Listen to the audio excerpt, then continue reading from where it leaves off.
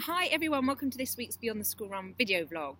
I am excited to be back interviewing and talking to other great mums and mumpreneurs about their work, and I'm here today with Mamta, psychologist, and who has recently transitioned from a corporate role into running her own business. So I really wanted to share some of her learnings, both as a psychologist, but also in this amazing transition she's done from working full-time with 3 children to running her own business, which I've just had an update on within a few months, which is amazing. So hi Mamta. Hello Louise. So nice to see you. And you. Thank you very much for coming to share some of your wisdom on the Beyond the School Run vlog. So what I kind of just wanted to start on with, when we first met, I know that you're working in a corporate role and now you've transitioned. How did you manage that, and how does it feel now, and what brought you to the point in which you were doing it?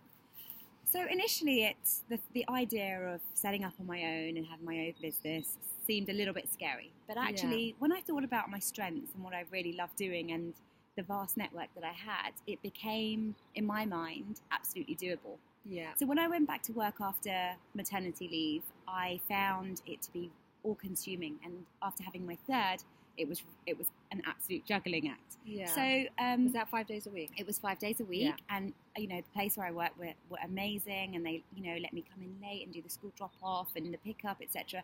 But I just felt like I was doing a disservice all around. So to work, to my kids, to myself, to my husband, and I didn't feel like I was really playing to my strengths or being at my best. So when I thought about what I really wanted, I thought that I would want to be able to really solely be there for the children, but also be there for myself and my family and do what I really love doing, so playing to my strengths.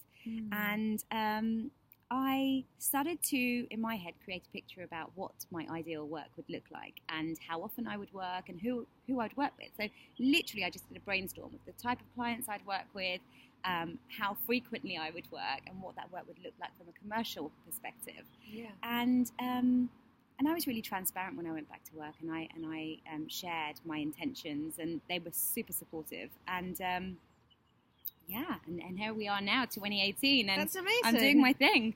So you handed in your notice. Mm-hmm. You set up your own work, and what it sounds like is you're kind of you've worked out what your strengths are, which is what you're doing for other people as a psychologist. And you're also recognising things that you just love. So you told me about some lecturing you're doing, and then you work with clients. So it's kind of like a portfolio of things that you're working on, isn't it? Yeah, absolutely. I've not pigeonholed myself into one thing. So I've worked out that my strength and where I get a lot of energy is when I'm helping other people develop and unlocking their potential, whether it's children, students, adults, corporates, private clients, stay-at-home mums. So for me, it's less around who they are and what they do. It's more around the act of me helping them and facilitating their development and journey. I love that, because I never knew this before until I started Beyond the School Run, that work can give you this energy. And when I started Beyond the School Run, it started, especially in the early days with the children when you're so tired, it was feeding me energy. It was the most extraordinary thing. Absolutely. And this is what you mentioned to me a couple of times now. You're like, it gives me energy. I'm like, isn't that amazing? Yeah, and I think about physically the energy that I'm using now in comparison to the energy that I was using when I was working, and I'm using a lot more actually, like going into London on the train, walking from here, there and everywhere, and then running back, and then picking the girls up, and getting home and cooking dinner and all of that.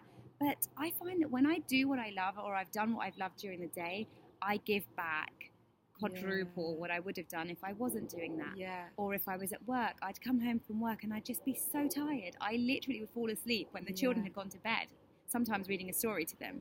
And I saw that as a sign actually that this, as much as I love my job and it's great and I love the company I'm working for and the people are amazing, for me it was less around doing that. It's more about doing what gave me energy and what I loved. That's not talked about very often, and I think I know exactly what that is now, and I wouldn't have done before. And I think that's really fascinating, and it's a great kind of steer or guide to show you the way. So if there are people here watching today going, okay, but how do I go about finding what that is? And maybe they haven't felt that before, or had a career previously that maybe they're just really not wanting to go back to, or something. What tips would you give if you were saying, okay, and maybe of those clients that you're coaching or something? I think it's really important to identify what you enjoy doing, where your strengths are, what excites you, and writing those things down, even if they don't fit into the category of a role. Yeah. So what we often do is think about, what job could I do? But actually that's a difficult way of looking at it if you're not clear. Yeah. So this is exactly what I did. What am I good at doing? So I'm good at doing X, Y, Z. Oh, so I could do a bit of that, and I could do a bit of that, and I could do a bit of that. And actually there's no rule book. So if you like doing a mishmash of things, and you could turn those things into something, that's a great start. Yeah. And it's also about not being too critical over yourself and being your own best friend, not your own worst enemy. And I'm doing an array of things at the moment. So I'm running workshops for corporates. I've got private clients that I'm coaching. I'm lecturing at a university. And, the lecturing may not turn into anything, but I'm giving it a go, and so far so good. And so I'm not hard on myself in that respect. And I cut myself some slack. And what I find is it takes the pressure off, and it enables me to really fully submerge myself into something and enjoy it. So I would say, for those people that are not clear, think about what your strengths are. If you're not sure on what your strengths are, speak to someone that you trust, a good friend, or seek out some support. So speak to a psychologist or get a coach. It's well worth it. It's about your investment in yourself. And actually, don't dismiss things before you've even explored them. So, I was having a chat with a mum the other day who said, I wanted to go for this job, but how am I going to do it? I've lost confidence. I've not worked in 8 years. And I was like, you absolutely could do this. You are amazing, and you don't know until you try.